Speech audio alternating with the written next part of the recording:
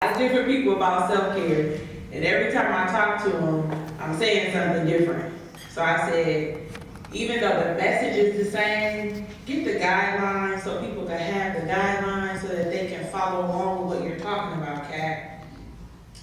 So how we approach self-care, and people do it many different ways, no way is right or wrong. I focus on mental, emotional, physical, and spiritual.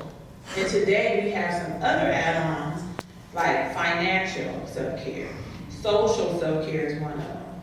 But what I stick to is mental, emotional, physical, and spiritual, because I believe that that's the foundation of helping you cope through difficult moments.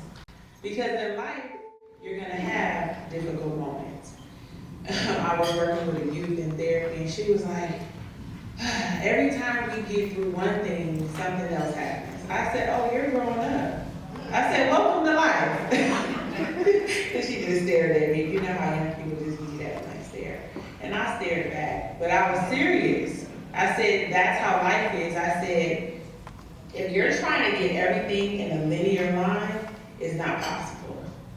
So what you have to do is be present with your moments and surrender to knowing that they will change.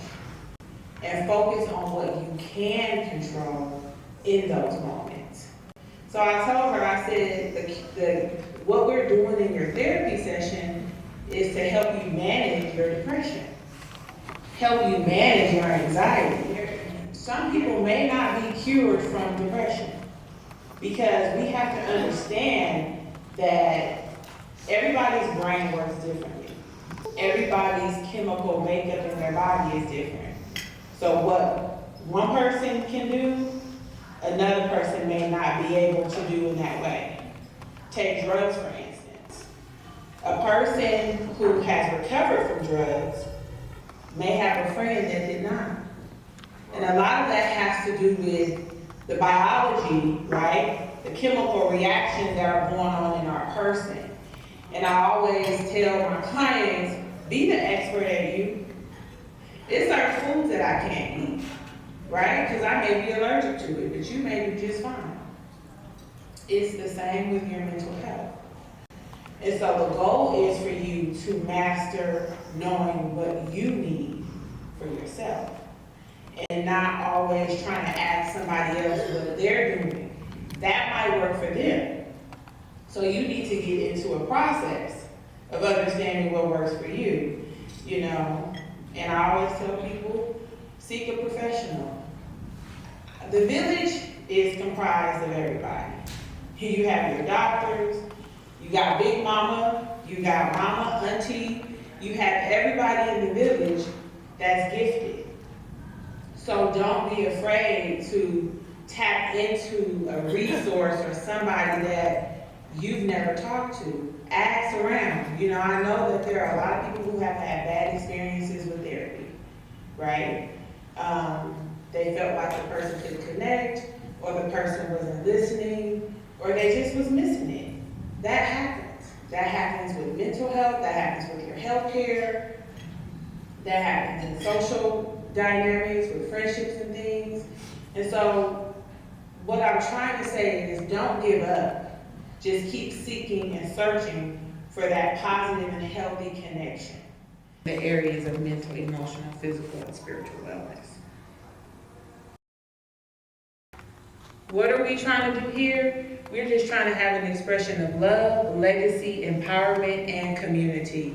So the takeaway that I hope you all leave with is meeting somebody new, having a healthy connection, feeling empowered, feeling like you have more courage and strength, and then understanding how important legacy is.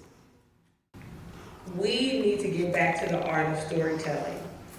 One of the things I miss about my mom is she would tell us stories about family, but a lot of that is now becoming a disconnect because a lot of people are not visiting family. So what I'm gonna do now is quickly wrap up, but I wanna let you guys know what I have coming. I am going to be launching a course that unpacks the framework that I'm putting together for how to start your self-care journey. This is new framework. I'm learning how to sit down, get quiet, put all these thoughts on paper, because I be running around like a chicken with my head cut off. I need self-care too. So a lot of what I am coming up with is birthed out of me. So I have the workbook guide coming. So if you can't do the course, then you can do it on your own. Look, do the work. Don't just buy the book, because I do that too. I got a whole bunch of workbooks and I have and then we're gonna have a course that I'm only taking a small percentage of people through. It is gonna be a pilot for me.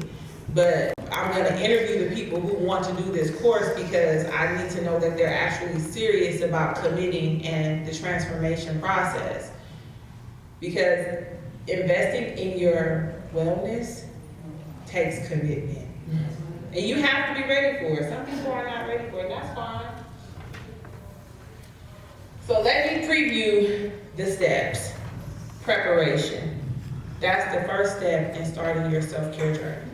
You have to prepare. We're gonna be looking at the caterpillar. Y'all know I love butterflies and the whole transformation process. We're gonna look at how the caterpillar prepares to transfer and transform into a butterfly. I was researching the caterpillar the other day, just getting my framework together, and I was like, wow, I did not know that they had to do all this. Then we're gonna talk about hibernation. That's necessary when you're starting your self-care journey. Because like the caterpillar, it has to hibernate. Then we're gonna talk about maturation. So we're gonna be pretty much looking at the caterpillar, looking at some of my experiences, looking at some of your experiences, and how it ties into this framework, right? Sometimes you gotta hibernate and get away, and get alone, right? That's how you replenish yourself.